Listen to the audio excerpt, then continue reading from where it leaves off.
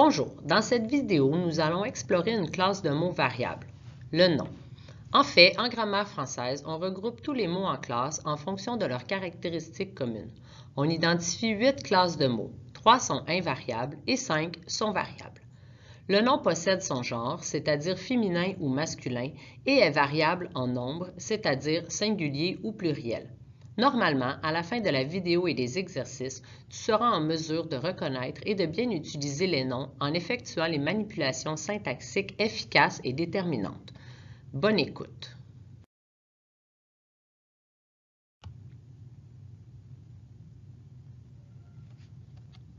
Il existe deux sortes de noms, les noms communs et les noms propres. Les noms communs et les noms propres peuvent être simples ou composés. Par exemple, les noms Michel et Semaine sont des noms simples, tandis que les noms Pierre-Marc et Après-midi sont des noms composés de plusieurs noms. Le nom propre. Les noms propres débutent toujours par une lettre majuscule et désignent le plus souvent des personnes, des lieux ou des époques. Par exemple, Félix Leclerc, Montréal et le Moyen Âge. Aussi, les noms propres peuvent désigner des divinités, des peuples, les points cardinaux, des astres, des événements historiques, des célébrations, etc. Comme par exemple Allah, les Canadiens, le pôle Sud, la Lune, la Deuxième Guerre mondiale et Noël.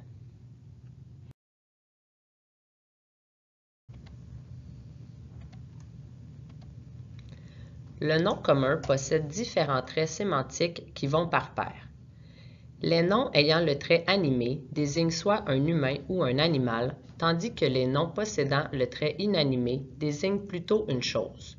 Les noms comptables désignent une réalité qu'on peut compter. Exemple, un arbre, deux arbres, etc., tandis que les noms non comptables désignent une réalité qui ne peut pas être comptée. Par opposition au nom individuel, un nom collectif désigne un ensemble ou une collection d'êtres ou de choses. Finalement, un nom concret désigne une réalité qu'on peut percevoir par les sens, tandis qu'un nom abstrait, par exemple l'amitié, ne peut pas être perçu par les sens.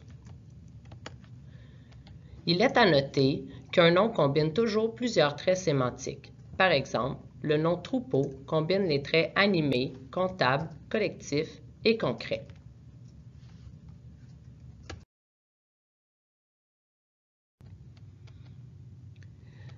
Le nom commun est toujours le noyau d'un groupe nominal appelé le GN. Il est généralement précédé d'un déterminant, comme dans les exemples « le chien » et « ma classe ». Le nom peut posséder une ou plusieurs expansions placées soit à sa droite ou à sa gauche. Par exemple, le gros chien blanc de ma voisine. Dans cet exemple, le nom chien possède 3 expansions, gros, blanc et de ma voisine.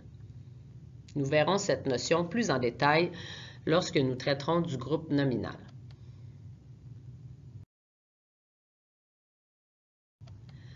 Voici les manipulations syntaxiques pour bien identifier le nom. Pour t'assurer qu'un nom est bel et bien un nom, utilise le remplacement par un autre nom, comme dans l'exemple « La maison est rouge ». Si tu te questionnes sur la classe de mots du mot « maison », tu peux le remplacer par un autre nom, comme par exemple « La pomme est rouge ». Aussi, généralement, un nom ne peut pas être effacé, car la phrase perdrait son sens. Comme dans l'exemple « J'aime les livres », on ne peut pas effacer le nom « livre ». En résumé, les noms sont des mots qui varient en genre et en nombre. Ils sont toujours le noyau du groupe nominal. On peut les remplacer par un autre nom et généralement, on ne peut pas les effacer.